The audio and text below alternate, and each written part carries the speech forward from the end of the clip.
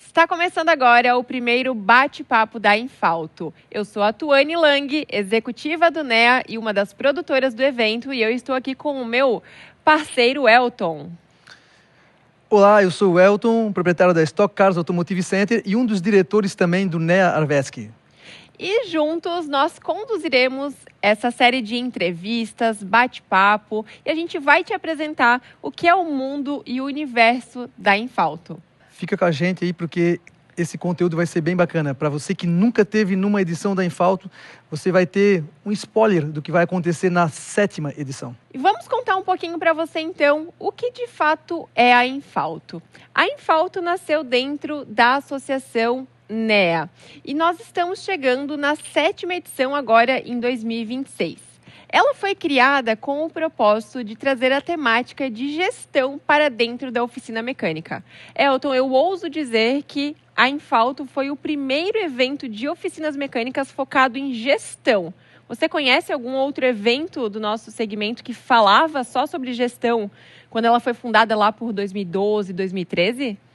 No meu conhecimento, não. Eu já estou um pouco mais de 20 anos no mercado e ouvi falar da Infalto, na verdade, depois que eu entrei, claro, obviamente no NEA, no nosso núcleo local, depois no núcleo estadual, mas a nível Brasil, eu não ouvi nunca falar nada nesse formato, alguma coisa que fosse fazer, geralmente, um evento de gestão, principalmente gestão específico para oficinas mecânicas. Tem em muitos outros segmentos, mas em oficina mecânica, não. Em oficina não existia. A gente vai contar aqui, então, a história do porquê realmente foi criada a Infalto, quem foram os fundadores desse movimento, né? Mas antes de aprofundarmos, vamos nos apresentar. Elton, conte um pouquinho sobre a sua história. Quem é o Elton? Da onde surgiu a sua oficina mecânica? Se foi você que fundou? Já sei aí dos bastidores também que houve família envolvida. Conta um pouquinho pra gente. A minha história no NEA, ela aconteceu em 2010.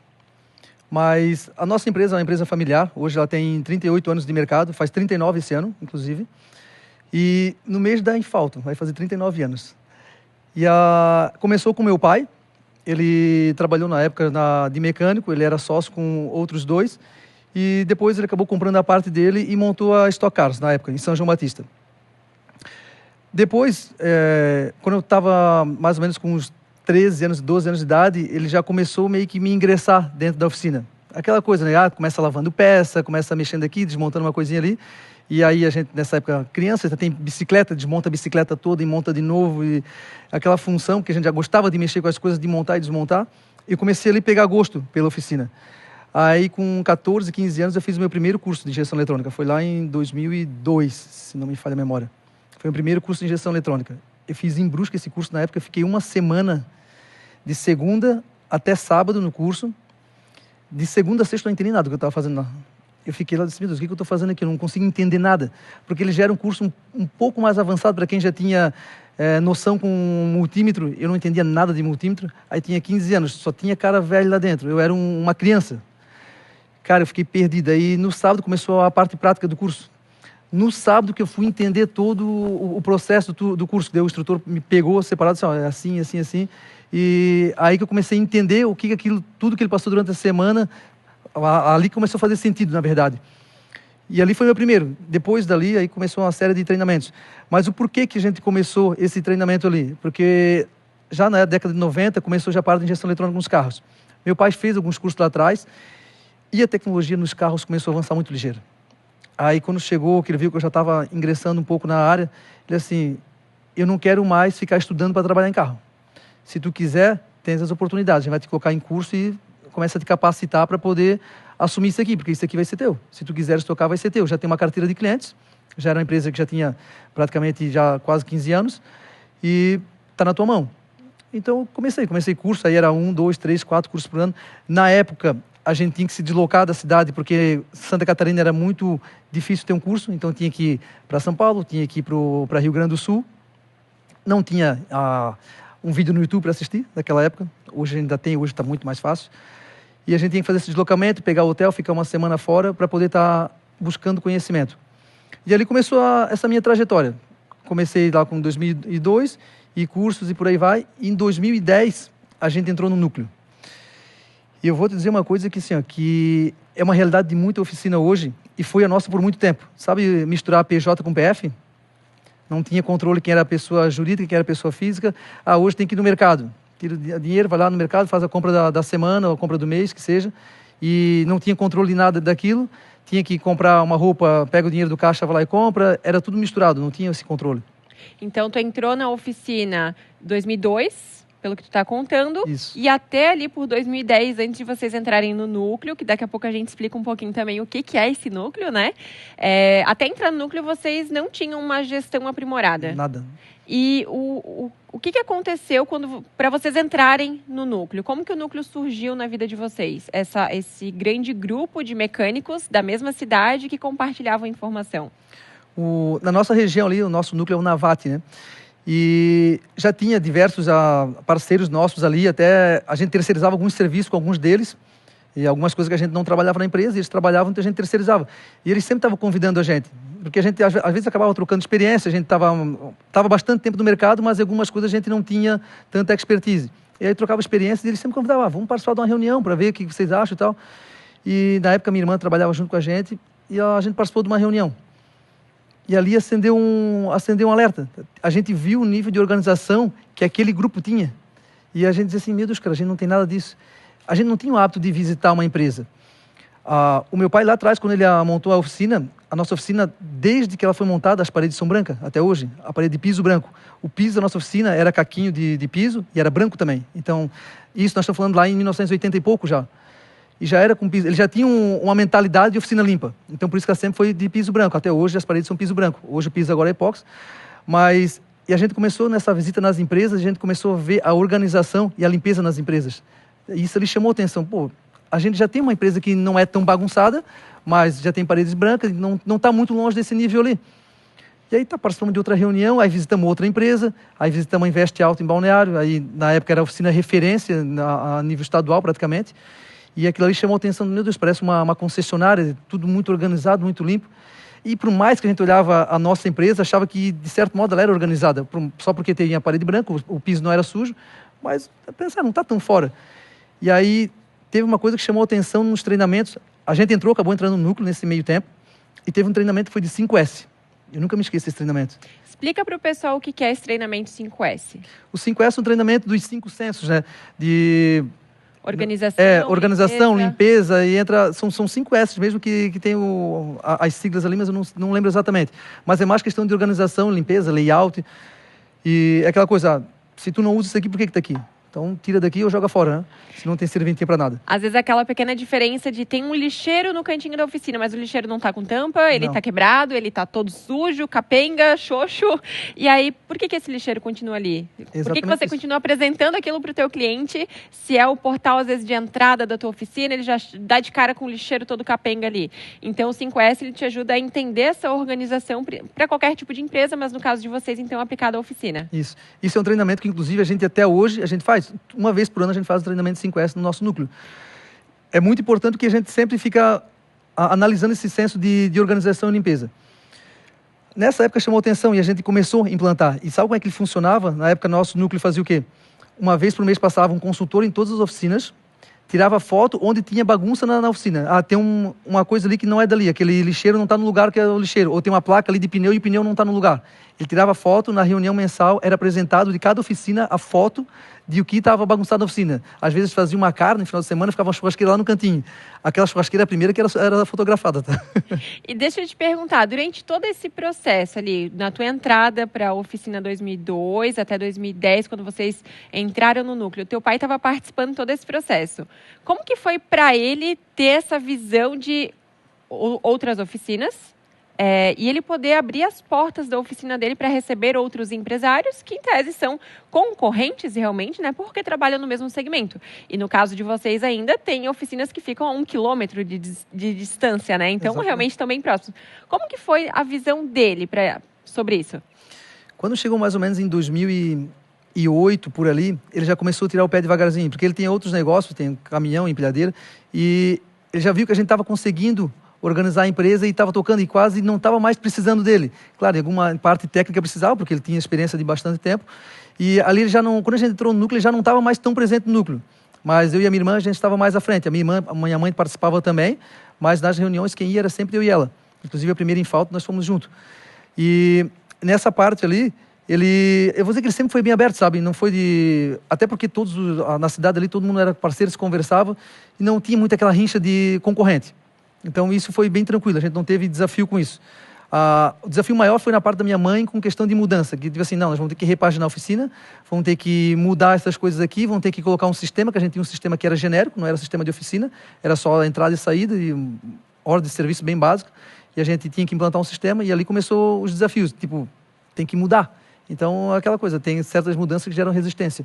E é muito legal trazer essa história, Elton, porque tu está contando aqui a realidade que é de muitas oficinas hoje, Santa Catarina e Brasil, que são oficinas familiares, oficinas que têm, de fato, a mãe, o pai e os filhos começam a entrar um pouquinho ali naquele universo, começam a entender. Sempre foi um desejo teu ser mecânico ou tu tinha outras aspirações? Eu acho que, como eu nasci ali dentro e estava sempre mexendo, e aquilo ali, eu acho que eu comecei a pegar gosto, foi natural, sabe? Nunca pensei em ter outra coisa assim. Eu gostei daquilo ali desde o começo, e, como eu te falei, desmontava e montava a bicicleta a semana inteira, e aí peguei o gosto pela profissão, acho que por conta disso. Deixa eu te perguntar uma coisa que eu já ouvi muita reclamação de dono de oficina. Eles têm, muitas vezes, né, dentro da família, os filhos ali, mas eles chegam para mim e relatam o seguinte: meu filho não quer seguir essa profissão. Mas o que acontece muitas vezes? E aí tu vai me contar se isso acontecia no teu caso. O mecânico chega em casa e descarrega todos os problemas que acontecem dentro da oficina. Ou seja, ele já passa aquela impressão de que a oficina é bagunçada, de que ele não aguenta mais aquele segmento, que ele está saturado. Aí me diz, como é que alguém quer assumir uma empresa, se ele olha para essa empresa e pensa, gente, mas que bagunça, eu não quero essa bronca para mim. E muitas vezes é por falta de gestão, por falta de organização, por não seguir um checklist, um procedimento padrão. Acontecia isso também? Eu vou dizer que isso não acontece só no nosso ramo, acontece em todo o ramo. O pai vai chegar em casa, num jantar de família, reclamando sobre o negócio dele. Obviamente, o filho não vai querer estar naquele negócio. Pô, meu pai chega todo dia em casa estressado com o negócio dele. Para que eu vou querer estar num negócio desse? Comigo, eu vou dizer que não aconteceu muito. Até porque meu pai sempre trabalhava até mais tarde. Às vezes, a gente acabava não jantando junto. Muitas vezes não jantava junto. Porque tem aquela coisa, começava mais cedo que todo mundo, só almoçava, voltava para a oficina e trabalhava de noite até tarde, para poder dar conta das coisas. E a gente não teve muito isso, mas isso é muito comum, eu já fiz isso. Então a gente tenta se policiar ao máximo de não chegar em casa, não reclamar do que a gente está fazendo durante o dia, para os filhos da gente não levar isso ali, pô, o negócio não é legal, meu pai só reclama do negócio dele, como é que é legal isso aí? E conta para mim, Elton, como é que foi o momento, então, dessa transição? Vocês entraram no núcleo, participaram daquele treinamento de 5S, e como que foi depois essa parte de continuar compartilhando informação, recebendo informação das outras pessoas, no que isso impactou na gestão e no faturamento de vocês? E como que isso melhorou para a família de vocês, de fato, né, essa sobrevivência, essa rentabilidade, essa separação PJ, PF que vocês não faziam? Como é que foi essa mudança? Eu vou ter que quase fazer uma timeline aqui para poder explicar isso aí, mas basicamente a resistência teve por conta da gente ter que mudar essas coisas, que não pode mais pegar R$10 para comprar pão no mercado, não tem que estar anotado, tem que estar no sistema e tem que ter entrada e saída. Então isso foi uma resistência, mas foi quebrada, foi tranquilo. A questão de a gente entrar no núcleo, eu vou dizer que a gente tem muito claro isso, nosso núcleo é o quê? A gente já conseguiu quebrar o paradigma de que tu és meu concorrente. Tu não és meu concorrente, tu és meu parceiro.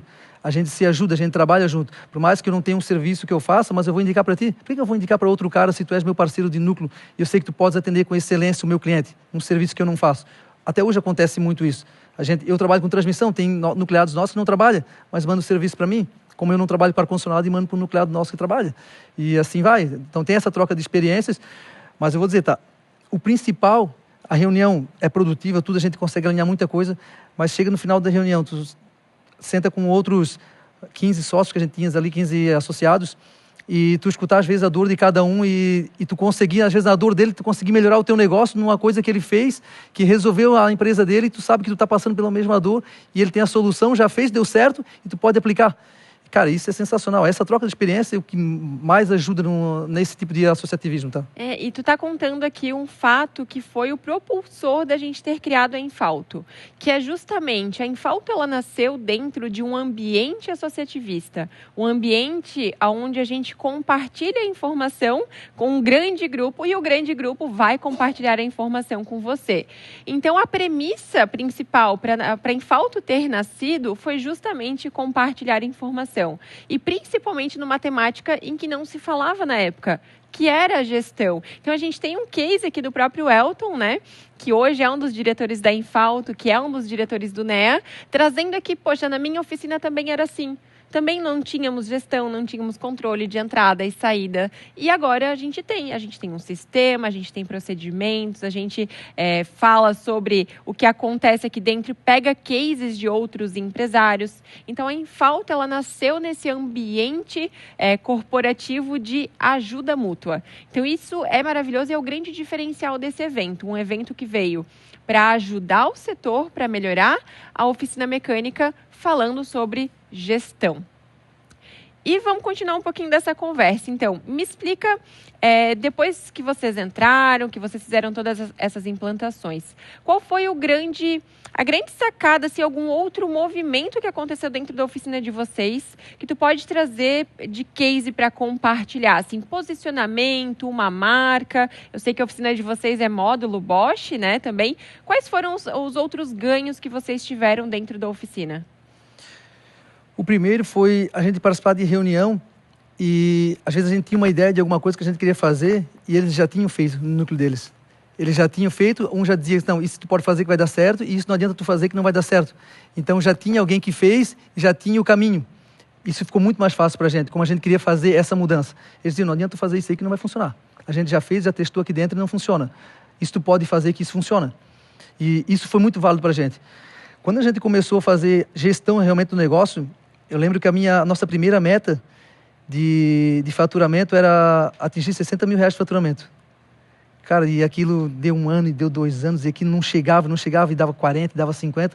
A gente atendia, acho que 100 e poucos carros por mês, quase 150 carros por mês, mas com ticket médio muito baixo. Vinha carro, tu não fazia checklist, não tinha checklist na época, só pegava o carro, veio para trocar uma lâmpada, só trocava a lâmpada e o cara ia embora. Vinha para trocar o óleo, só trocava o óleo e ia embora. O carro estava ali, tu tinha oportunidade de vender e orientar o cliente sobre as outras coisas que o carro tinha, a gente não fazia isso. E depois a gente começou a fazer isso aí. Gradativamente começou a aumentar o ticket médio. Elton, segura o gancho aqui. Explica para quem está assistindo a gente o que é o checklist e como que você aplica esse checklist. Porque nós criamos, né, dentro do próprio NEA, um manual ali de como você faz essa aplicação.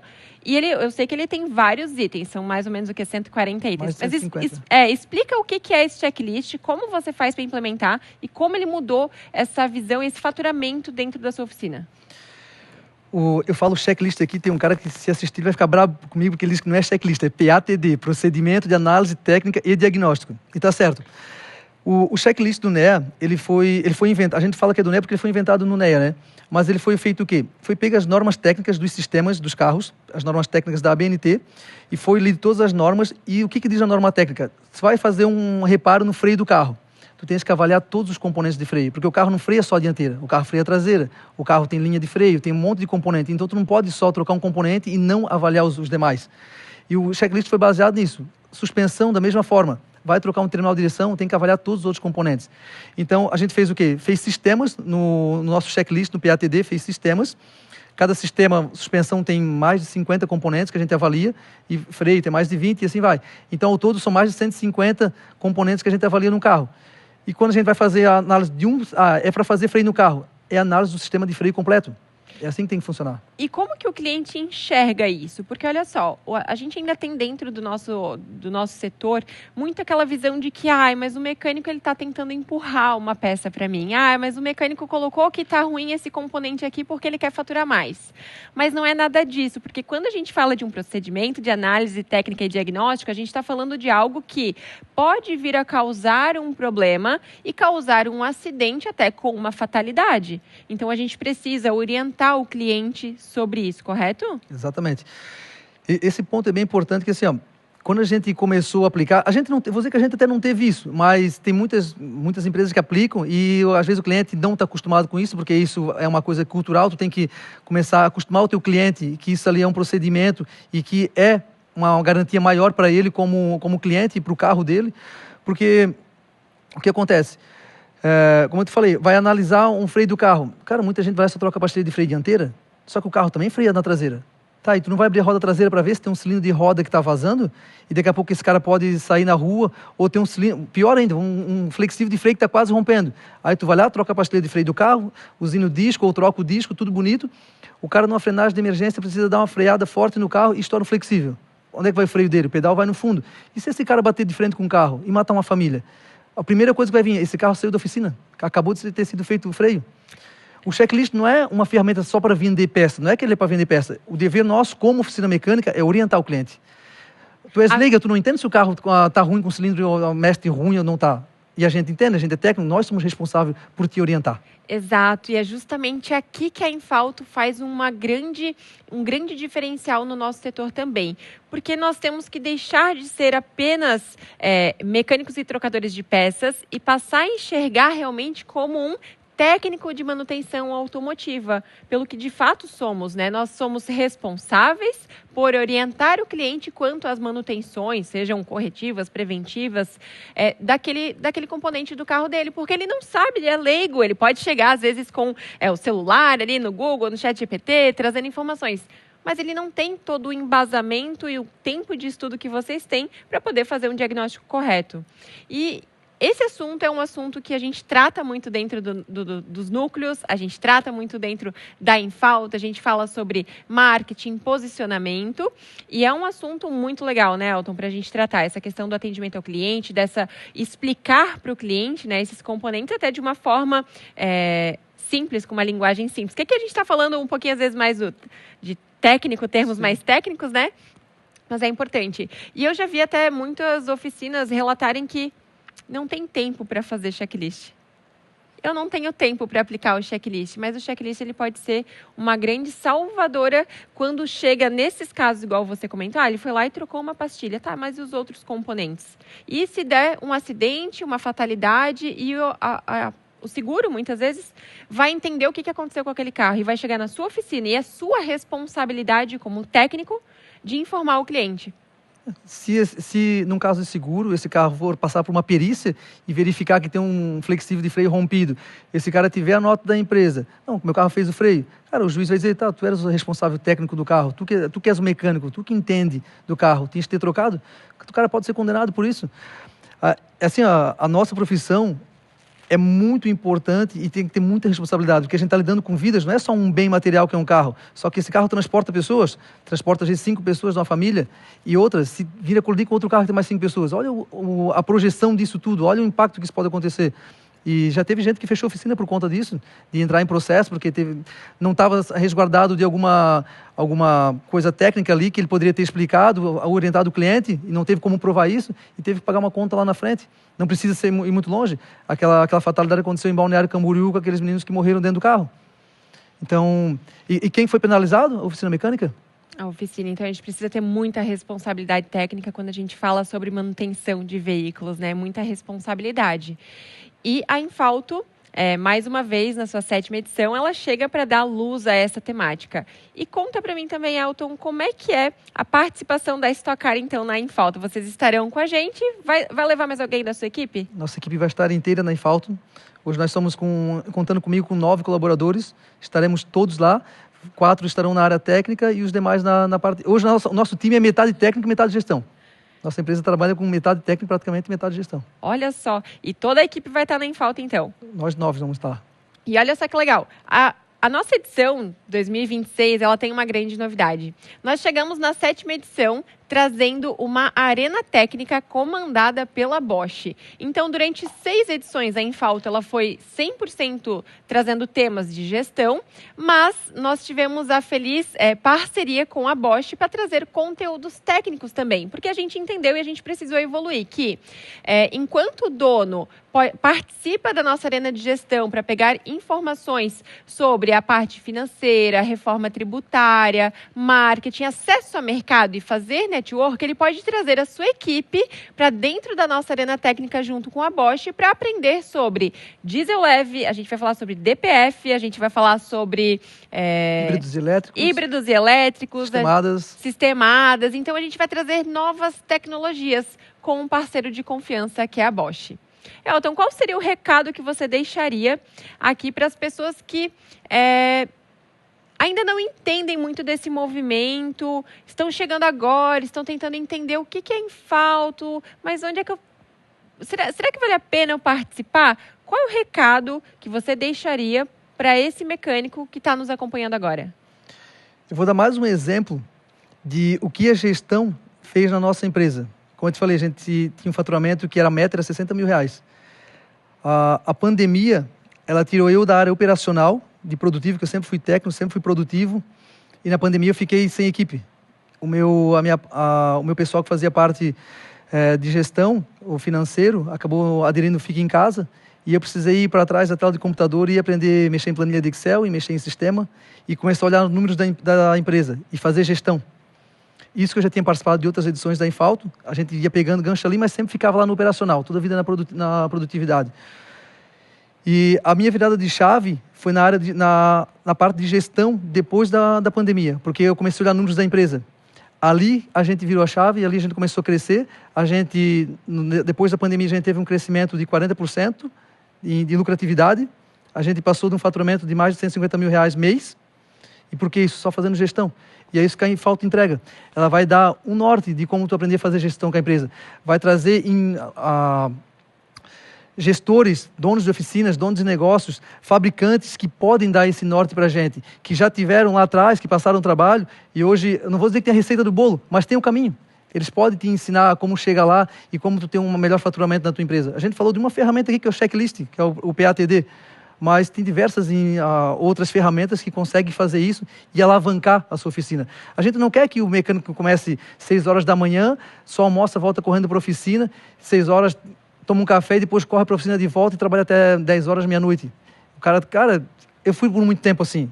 Hoje a gente consegue ter mais qualidade de vida, consegue respirar, consegue ter uma melhor lucratividade, consegue investir em outros negócios. A gente fez negócios dentro do Núcleos, a gente fez investimentos.